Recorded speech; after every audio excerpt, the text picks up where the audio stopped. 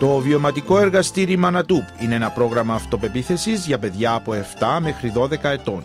Στόχος του είναι να οπλίσει τα νεαρά βλαστάρια με την ικανότητα να αντεπεξέλθουν θετικά σε μια σύγχρονη κοινωνία με πολλές προκλήσεις. Η Τατιάνα Χρυσοστόμου και η Τάνια Μασά εφαρμόζουν αυτό το πρόγραμμα, το οποίο εισήγαγαν από τις Ηνωμένες Πολιτείες Αμερικής με αρκετή επιτυχία. Μιλήσαμε πρώτα με την Τατιάνα Χρυσοστόμου. Τατιάνα, τι είναι το Μανατούπ? Το Μανατούπ είναι ένα βιωματικό εργαστήρι αυτοεκτίμησης για παιδιά ηλικίας 7 με 12 χρονών. Εφαρμόζεται ήδη αρκετά χρόνια στην Αμερική και έχει δημιουργηθεί μετά από πολλά χρόνια μελέτης από παιδοψυχολόγους, ψυχιάτρους, ειδικούς σε θέματα ανάπτυξης παιδιών, από εκπαιδευτικούς και το έχουμε φέρει τώρα στην Κύπρο. Η Τάνια και εγώ, που θα γνωρίσετε σε λίγο, έχουμε εκπαιδευτεί από Αμερική και μπορούμε τώρα και εμείς να παραδίδουμε αυτά τα μαθήματα. Με την άδεια τους το έχουμε μεταφράσει στα ελληνικά και έχει ήδη πάρει την έγκριση του Υπουργείου Παιδείας και Πολιτισμού ως ένα καλά δομημένο και αξιολογημένο πρόγραμμα αυτοεκτίμησης. Πώς εφαρμόζεται το Μανατούπ? Το Μανατούπ εφαρμόζεται σε ομάδες παιδιών, το λιγότερο πρέπει να είναι 5, το πιο πολύ 12 και ο σκοπός του ότι γίνεται σε ομάδες είναι για να καταλάβει, για να δει το παιδί τον εαυτό του και μέσω τα μάτια άλλων, όχι μόνο με το δικό του, να καταλάβει δηλαδή τις δυσκολίες και τις αδυναμίες του. Να πω ότι στην Κύπρο ήδη έχουμε ομάδες, γι' αυτό και ξέρουμε πώς το βιώνουν εδώ τα παιδιά. Είχαμε ένα καλοκαιρινό εργαστηράκι ήδη και τώρα έχουμε μια απογευματινή ομάδα στο χώρο που είμαστε εδώ, στις απογευματινές δραστηριότητες του Marinas Play School. Λοιπόν, με το χτύπον των χεριών μου, με τον ένα χτύπο, θα κάνετε αργές κινήσεις. Με τους δύο χτύπους των χεριών, θα κάνετε γρήγορες κινήσεις. Πίσω στη θέση σας όρθιοι.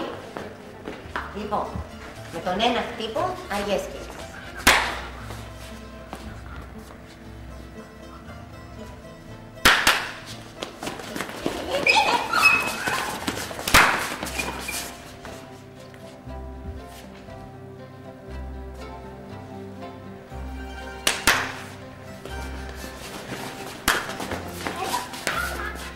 Τι είδους πρακτικές χρησιμοποιείτε στο Μανατούπ?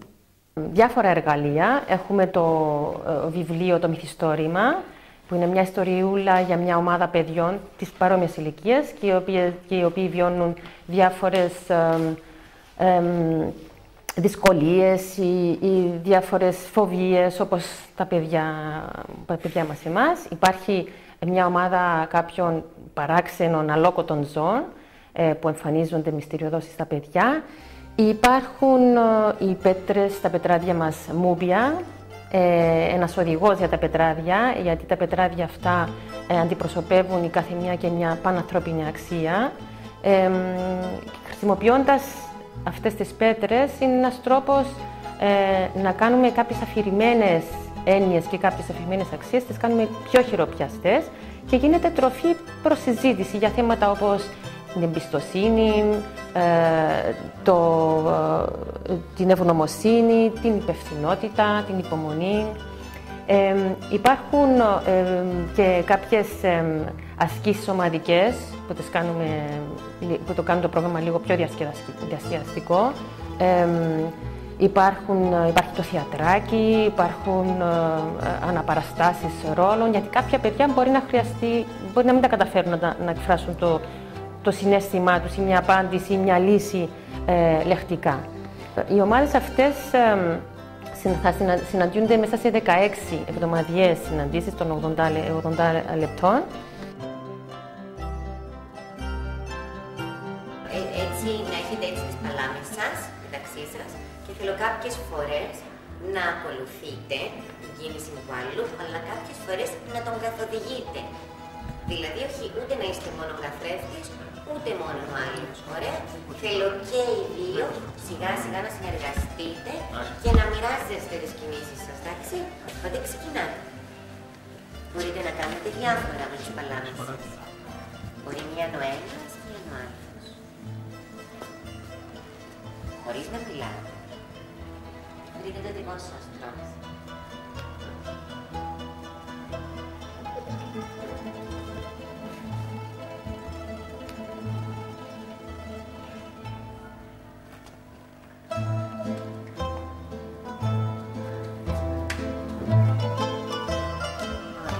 Τι είναι αυτό που κάνει το Μανατούπ να ξεχωρίζει από τα άλλα προγράμματα? Όπως είπαμε, είναι ένα βιωματικό εργαστηράκι και εκείνο που το κάνει να ξεχωρίζει από άλλα προγράμματα είναι ότι δεν είναι ακόμη ένα μάθημα, δεν υπάρχουν λάθος και σωστές απαντήσεις στα ερωτήματα ή στις ασκήσεις και δεν υπάρχει κατοίκον εργασία.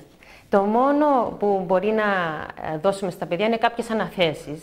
Δηλαδή, για παράδειγμα, μια ανάθεση μπορεί να είναι όταν πάνε στο σπίτι, για μια μέρα ολόκληρη να χαμογελούν και να λένε γεια ή καλημέρα σε κάποια άτομα τα οποία συνήθως ντρέπονται να μιλήσουν. Μια άλλη ανάθεση που μπορεί να βάλουμε στα παιδιά είναι να κοιτάξουν τον ουρανό, να τον κοιτάξουν λίγο διαφορετικά από ό,τι τον βλέπουν συνήθως, δηλαδή να κοιτάξουν έξω από το κουτί και να δουν την ομορφιά.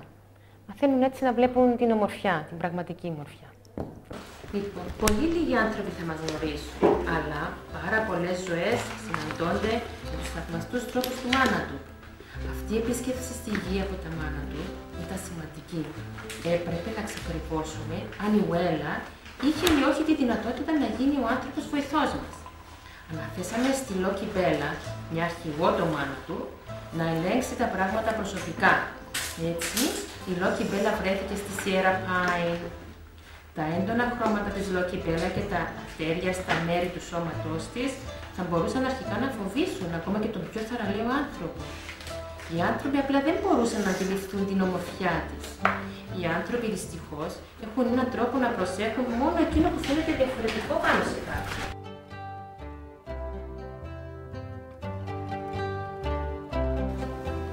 Ακολούθως, η Τάνια Μασά, η οποία είναι ψυχολόγος ψυχοθεραπεύτρια, μας μίλησε για το δικό της κομμάτι στο έργο αυτό. Τάνια, γιατί κάποιον παιδί να ξεκινήσει το βιωματικό εργαστήρι Μάνατουπ? Καταρχάς να πούμε ότι το Μάνατουπ είναι ένα πρόγραμμα που ευθύνεται σε όλα τα παιδιά, δηλαδή δεν είναι μόνο ένα παρεμβατικό πρόγραμμα που επεμβαίνει, αν μπορούμε να πούμε, στην προβληματική συμπεριφορά του παιδιού, αλλά αναφέρεται προληπτικά σε όλα τα παιδιά, γιατί ο σκοπός είναι να μάθει σιγά σιγά να διαχειρίζεται το άγχος, το θυμό του, αλλά και εξωγενείς καταστάσεις που μπορεί να έρθουν στη ζωή ενός παιδιού, όπως ένας πιθανός θάνατος μέσα στην οικογένεια, το διαζύγιο και άλλες καταστάσεις. Ας μην ξεχνάμε παράλληλα ότι η οικονομική κρίση αυτή τη στιγμή είναι ένα θέμα που απασχολεί έντονα τις περισσότερες οικογένειες στην Κύπρο και με αυτό έρχονται και άλλα θέματα όπως μπορεί να είναι η ανεργία ή κάποιες οικονομικές δυσκολίες που με τη σειρά τους έρχονται και έχουν κάποιο αντίκτυπο στο παιδί. Παράλληλα, αυτό που βλέπουμε στην καθημερινότητα μας με τα παιδιά είναι ότι ασχολούνται συνέχεια με το διαδίκτυο, με ηλεκτρονικά παιχνίδια, το bullying βρίσκεται σε έξαρση, έχουμε έντονες εξάρσεις θυμού, επιθετικότητα. Βλέπουμε γονείς να ανησυχούν ότι το παιδί μου δεν κοιμάται το βράδυ, ξυπνάει, έχει εφιάλτες, δεν κοιμάται μόνο του.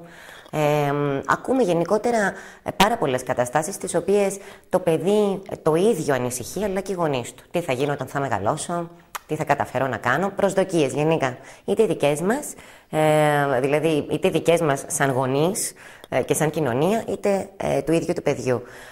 Παράλληλα, όπως είπαμε, συνοδεύεται με διάφορες εξωγενείς καταστάσεις. Έτσι λοιπόν, κάθε παιδί χρειάζεται το συγκεκριμένο εργαστήρι. Πού στοχεύετε, Μάνα? Σκοπός είναι ακριβώς να δώσουμε στο παιδί τα εφόδια αυτά που χρειάζεται για να αντιμετωπίσει τις καταστάσεις που αναφέραμε πιο πριν. Δηλαδή, να ενισχύσει την αυτοεκτίμησή του και να ενδυναμώσει τις δεξιότητες που ήδη έχει το παιδί. Δηλαδή, να καταφέρει να χτίσει την προσωπική του ταυτότητα και να αποκτήσει αυτοεκτίμηση, όχι με την έννοια της αυτοπεποίθησης όπως πολλές φορές τη χρησιμοποιούμε, δηλαδή ένας μικρός Σούπερμαν. Σε καμία περίπτωση. Μιλάμε για ένα παιδί το οποίο εκτιμάει τον εαυτό του, γιατί τον γνωρίζει και ξέρει τις δυνατότητές του, ξέρει μέχρι πού μπορεί να φτάσει και πότε μπορεί να πει και όχι. Να πούμε ότι μέσα από το Μάνατουπ, ο σκοπός μας είναι να αναπτύξουμε και να ενισχύσουμε τη συναισθηματική νοημοσύνη του παιδιού, δηλαδή τη σχέση του με τον ίδιο του τον εαυτό, πώς αντιλαμβάνεται για το πώς νιώθει όταν φοβάται με τις αιμονές του, τι το κάνει χαρούμενο, ποιες οι ικανότητές του, τι μπορεί να ελέγξει και τι όχι, ενώ έπειτα προσπαθούμε να ενισχύσουμε την κοινωνική νοημοσύνη του παιδιού, δηλαδή τη σχέση που έχει με τους άλλους. Εδώ έρχεται το θέμα της κοινωνικής ευθύνης, γιατί βλέπουμε πώς με επηρεάζει εμένα, πώς μπορούν να με επηρεάσουν οι άλλοι, αλλά και πώς μπορώ να τους επηρεάσω εγώ. Εδώ καταπιανόμαστε με θέματα όπως αποδοχή, να συμπεριφέρεσαι στους άλλους όπως θέλεις να σου συμπεριφέρονται, κανείς δεν είναι τέλειος, και γενικά θέματα τα οποία έχουν να κάνουν με την κοινωνική μας επιρροή. Πιο μετά προχωράμε στον τρόπο που θα αντιμετωπίσουμε καταστάσεις. Δηλαδή, πώς θα αντιμετωπίσω το φόβο μου, πώς θα αντιμετωπίσω ένα παιδί το οποίο έρχεται στο σχολείο και με χτυπάει.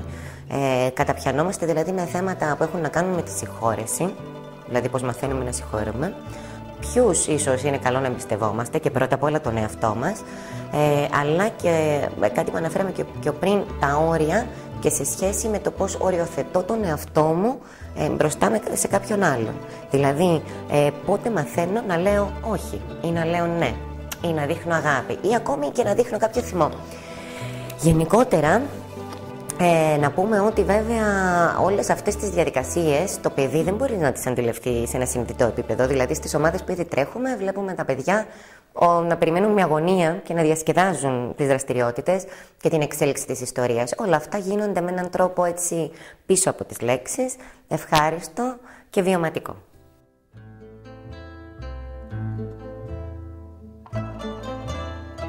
Βλέπουμε κάποιες εικόνες στη σελίδα 20 στο workbook μας και μιλάμε για το φόβο. Ποιες εικόνες νομίζετε εσείς εκδηλώνουν φόβο? Μπορούν να είναι όλες, μπορεί καμία, είπαμε ότι δεν υπάρχει λάθος ποσοστό. Tereza μου.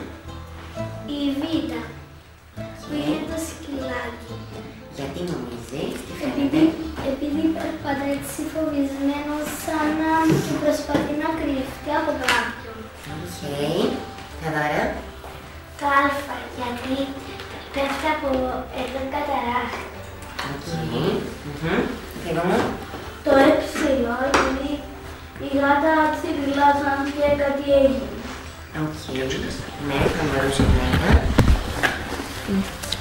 Ναι, Παναγιώτη μου. Το Δ, γιατί ένας κεραυνός πήγε πάνω σε ένα δέντρο. Οκ. Και μπορεί να φοβάται, ας πούμε, τον κεραυνό. Οκ. Έρη μου.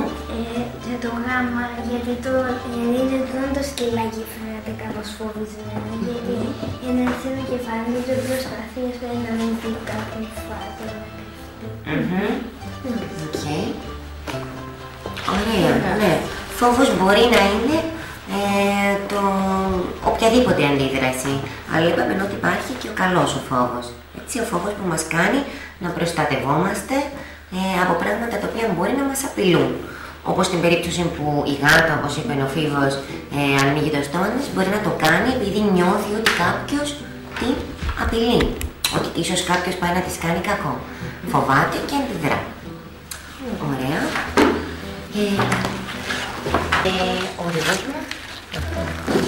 Ωραία. Λοιπόν, ποιος θέλει να μας πει τι πετράδι κρατάει στα χέρια του? Χρήστο μου. Το πετράδι είναι τούλι. Τι συμβολίζει? Τούλι είναι μια αφρικάνικη λέξη που σημαίνει ήσυχο άτομο. Και παράλληλα τι σημαίνει αυτό, πώς γίνεσαι ήσυχο άτομο, λέει εκεί η πέτρα σου? Όταν έχεις τι? Όταν οι άλλοι δεν συμφωνούν μαζί σου, έχει το θάρρος να κάνεις αυτό που ξέρεις στην καρδιά σου ότι είναι το σωστό. Όταν έχεις προδοθεί, θυμίσου ότι θα μπορείς ξανά να εμπιστευτείς. Είναι της εμπιστοσύνης δηλαδή. Ναι, είναι η πέτρα της εμπιστοσύνης. Ποιος θέλει να μας πει τι νομίζει ότι είναι εμπιστοσύνη για τον ίδιο? Ας πούμε, όταν μια μάμα αφήνει το μωρό της σε κάποιον, πρέπει να το έχει εμπιστοσύνη πρώτα. Οκ, άρα εμπιστοσύνη έχουμε σε άτομα τα οποία πιστεύουμε ότι να φροντίσουν καλά. Θα μας φροντίσουν καλά. Οκ, ωραία. Κάποιος άλλος, Παναγιώτη μου? Ας πούμε, κάποιον παιδί μπει στην κόρη του σε ένα φίλο του. Πρέπει να τον εμπιστεύεται ότι δεν θα ρωτήσει κανένα. Οκ, ωραία. Και τι νομίζετε για το έχουμε εμπιστοσύνη στον εαυτό μας? Τι σημαίνει πιστεύω στον εαυτό μου για εσάς? Εκτός δηλαδή ότι πρέπει να εμπιστεύω με άλλους. Το να εμπιστεύω τον εαυτό μου, τι μπορεί να σημαίνει, Μέρη μου? Σημαίνει ότι, ας πούμε, αν θέλεις να αμφιβήσεις που κάπου, ας πούμε, που φοβάσαι, ας πούμε, από ένα παιχνίδι, ας πούμε, φοβάσαι, πρέπει να εμπιστεύεσαι τον εαυτό σου, να μπορείς να βασιστείς πάνω στον εαυτό σου.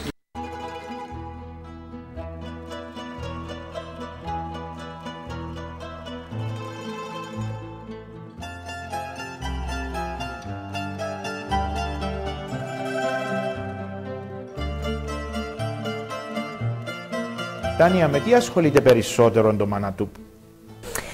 Πιο συγκεκριμένα, το Manatub καταπιάνεται με τον bullying ιδιαίτερα, γιατί έχουμε δει την ανάγκη γύρω από αυτό, αλλά και το σεβασμό στη διαφορετικότητα και τόσο όσον αφορά την αποδοχή του ίδιου μας του εαυτού, αλλά και των άλλων.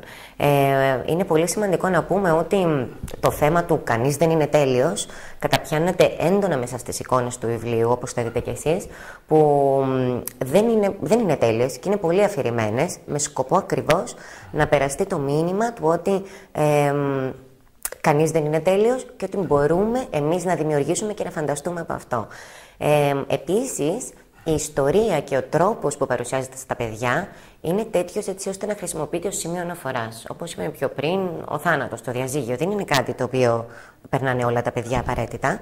Όμως χρησιμοποιούμε αυτό το μέσο ως ένα σημείο αναφοράς για να μπορεί το παιδί να βιώσει το συγκεκριμένο πρόγραμμα. Γι' αυτό και δεν είναι μόνο εκπαιδευτικό, αλλά είναι βιωματικό. Γενικά, σημαντικό είναι να ξέρουμε ότι η εμπιστοσύνη σημαίνει ακριβώς να πιστεύω και στον εαυτό μου, δηλαδή να ακούω αυτά που μου λέει η καρδιά μου, το ένστικτό μου και έτσι μπορώ πιο εύκολα εντωμεταξύ να αντιμετωπίσω και αυτά που φοβάμαι, αλλά και αυτά για τα οποία γενικά με ανησυχούν.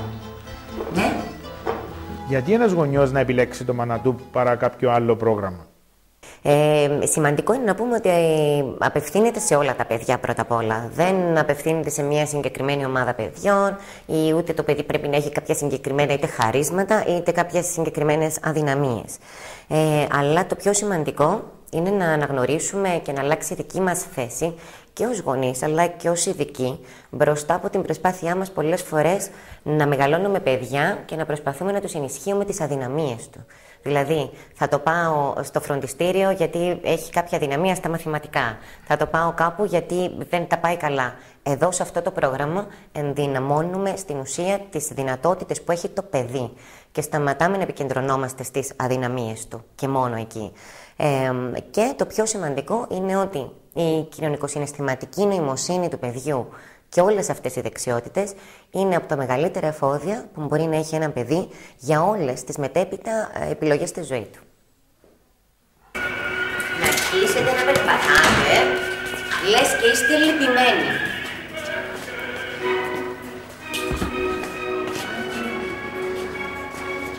Τώρα αρχίστε να περπατάτε, λες και είστε τρομαγμένοι. Κάτι έγινε και έχετε φοβηθεί. Τώρα περπατάτε, λες και είστε χαρούμενοι. Μόλις ανακαλύψατε κάτι πάρα πολύ χαρούμενο. Κάτι πολύ ευτυχισμένο. Τώρα μόλις ακούσατε κάτι το οποίο δεν περιμένατε και έχετε απογοητευτεί λίγο. Είστε λίγο απογοητευμένοι.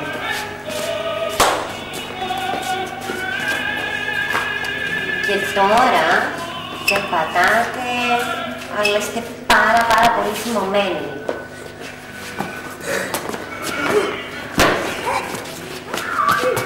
Και τώρα περπατάτε και νιώθετε μόνο αγάπη. Αγάπη. Σκέφτεστε την αγάπη.